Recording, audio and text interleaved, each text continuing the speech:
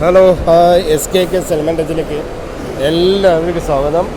നമ്മളിപ്പോൾ നിൽക്കുന്നത് കോഴിക്കോട് താമരശ്ശേരി റൂട്ടിലേക്ക് ബസ്സില്ലാതെ ഒത്തിരി വണ്ടികൾ, ഒരു വണ്ടി ചോദിച്ചാലും ഇല്ല, അങ്ങനെ പറഞ്ഞ് നിൽക്കുന്ന ഒരു ജനക്കൂട്ടമാണ്.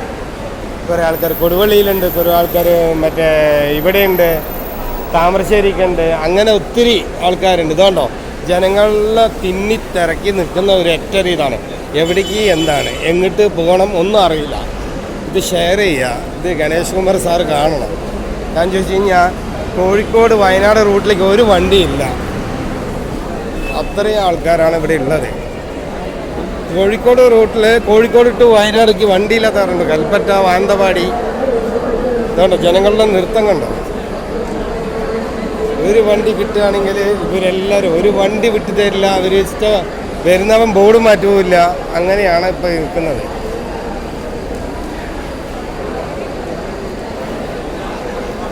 പൊതുവായിട്ട് ഒരു വണ്ടിയില്ലാതെ കൊടുവള്ളി ഭാഗത്തേക്ക് ഒരു വണ്ടി ഇല്ലാതെയാണ് നിൽക്കുന്നത്.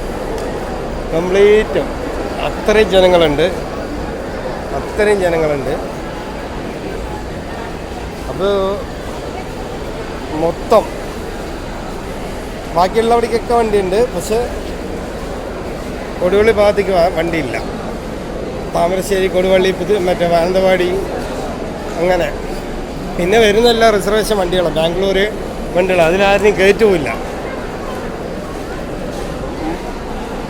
മൊത്തം കുടുങ്ങി കിടക്കാം.